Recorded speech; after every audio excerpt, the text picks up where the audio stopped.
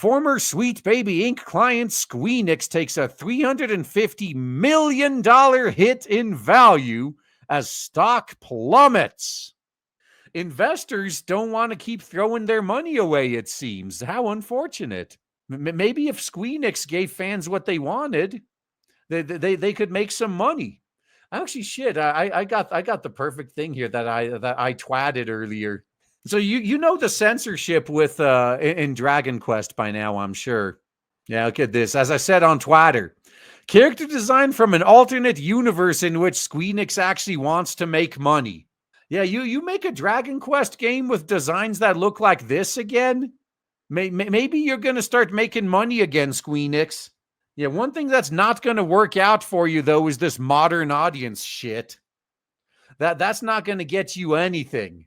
Squeenix shareholders have received a rude awakening Monday as the video game company behind Final Fantasy and Kingdom Hearts. I think Kingdom Hearts is effectively a dead brand at this point. Are they even doing anything with it? I saw a 10-point dip in the Japanese market. That equates to a market capitalization loss that measures in the hundreds of millions. Now, I think Squeenix is worth in the single-digit billions of dollars. So a couple $100 million is a pretty hefty percentage, actually. Now if Microshaft lost a couple $100 million valuation, that's like nothing. But Squeenix? These guys might have some trouble.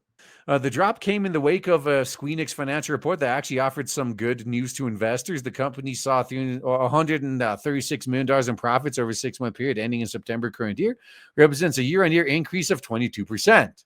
It's still way below where they're supposed to be, though. Like that's the big issue.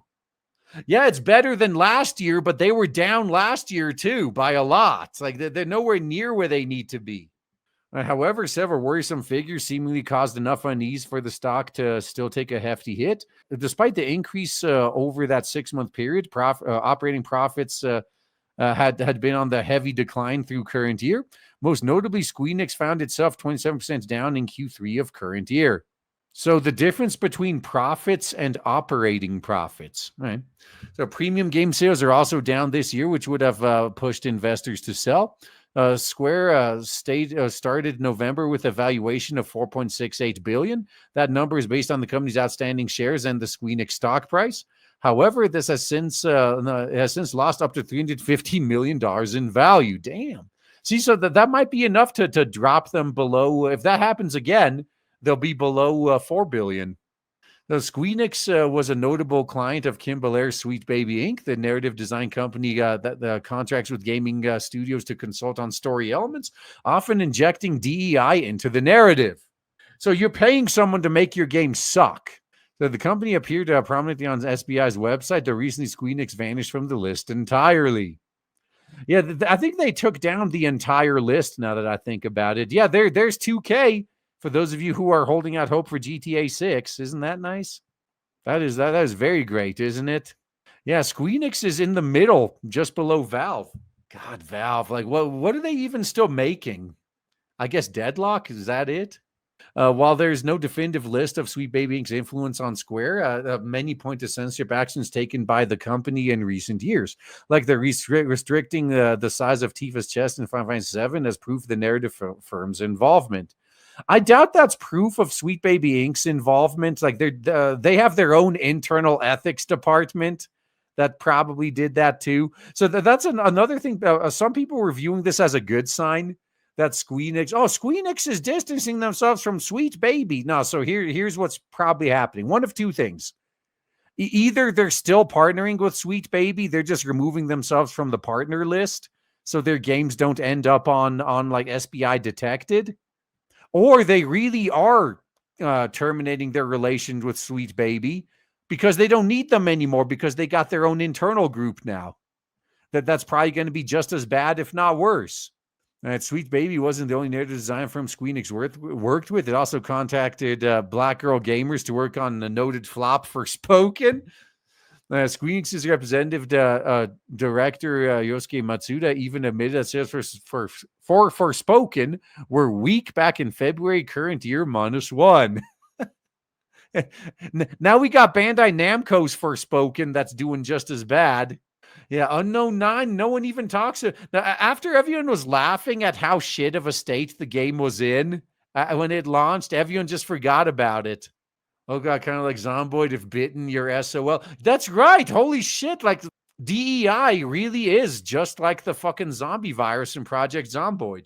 Yeah, if you, so every injury you get in that game has a chance to infect you. But being bitten, that's 100%. If you look at your status and you see you're bitten, it's game over. You better be planning to pass the torch to another character, because that character is gone in like 3 days. Start writing your will, man. So I guess it's the same with DEI. If your company has any involvement with DEI, all right, start writing your will. You done. Unknown game. Yeah. Completely forgot about it. Yeah. Notice that once all the YouTubers stopped talking about it, everyone forgot about it. So maybe Bandai Namco should have been thanking them for all the free advertising, because they were the only ones talking about the game. There was no one talking about it positively. Everyone talking about it was shitting on it. So once the people shitting on it got bored and moved on, the game just vanished. Reviews of Forspoken, which we released on January 24th, current year -1, have been challenging, he said. However, the game has also received positive feedback on its action features, including parkour and combat capabilities. So it has yielded results that will lead to improvement of our development capabilities of our other games in the future. So this is just them coping. Like, well, even though it was a complete flop, we implemented like 1 or 2 systems in it. We won't mind revisiting. So it'll be useful in a future Final Fantasy game or something. That's pretty much what they said. Moving to the game sales, Matsuda said, noted that said, sales have been lackluster, and while the performance of new titles with February and March release dates will be the ultimate deterrent, we see considerable downside risk to our financial year, current year -1 earnings. I think that risk was well placed. So this failure was so extreme that Enix closed down Forspoken Studio Luminous Productions in February, current year -1. A month after the game released, they're shutting down the studio. That's how you know they got a hit on their hands, right? It was the same thing with that Legends of Mana remake. Like, man, they shut down the studio before the game even launched. Oh God, they must have known. It seemed to many as though Squeenix has learned the old adage, go broke the hard way. It saw a 70% decrease in profits following its work with Sweet Baby Inc. and Black Arrow Gamers. Soon after, Square announced plans to enhance productivity and shift its focus from quantity to quality, citing commitment to creating unforgettable experiences. Well, one way to make it unforgettable is to make it as bad as you can. People remember really bad experiences. Now, I think that's one of the reasons they say that a bad game is better than a mid game, because the mid game you're just going to forget about and never think about it again. But at least the bad game, yeah, it'll stay in your mind.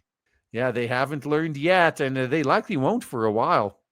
Still, though, major releases like Final Fantasy, wait, is that? No, that's 16. Final Fantasy 16 and 7 Rebirth underperformed, leaving the studio in dire straits. That's what happens when you go PlayStation exclusive. Yeah, not to mention all the PS4 players that got remake, and they weren't going to be downgrading to a PS5 for Rebirth. In the HD Games sub-segment, we released multiple new titles, including major titles such as Final Fantasy 16 and 7 Rebirth, but profits unfortunately did not meet our expectations. Yeah, then when Final Fantasy 16 released on PC, it landed with a whimper. Like, fuck, man. I didn't even know when it was coming to PC until the day it launched.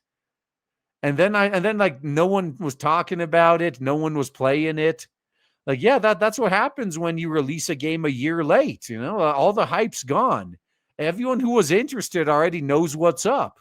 He later detailed, despite the release of Foam Stars and Final Fantasy VII Rebirth in Q4, and this says not as strong as expected. In addition to which an impairment was made to the content production account, resulting in operating loss. Foam Stars. That was another one that was PlayStation exclusive. That was pretty much their Splatoon at home. How did that game actually do, though? Is anyone still playing Foam Stars? I think the only people I saw playing it are people that got it for free on PS Plus. I mean, I will give them credit. At least they made the female characters look like female characters, but that seems to be all they had going for them. I didn't even know it was out. Yeah, I kind of figured. Want to play Splatoon now? Oh, best Splatoon is a game called Peach Beach Splash. You should check that out if you can. That is some top tier cultured gaming. Square stated that going forward, it will focus more on broad multi-platform releases rather than console-exclusive titles in it's produced of late, though the final installment of Final Fantasy VII Remake will still be a timed piss nickel exclusive. Yeah, that was probably in the contract already. They can't get out of that. But that's going to tank the game, though. Like, I'm telling you right now. Like, man, Rebirth may not have even hit 1 million sales because like they haven't announced any sales numbers about Rebirth at all. Final Fantasy 16, I think it's even after the PC release, it still hasn't broken 4 million. I know they broke 3 million, and that's all. That's the last we've heard of any sales updates was that they broke 3 million. So it's likely not much higher now. And Final Fantasy VII Rebirth got nothing. Fucking nothing. No reports at all. Which leads me to bet that it's probably at less than 1 million. So with these AAA games, if they don't sell at least 1 million, that's a flop. That's an embarrassing loss. So if that's the case, they're just not going to announce it.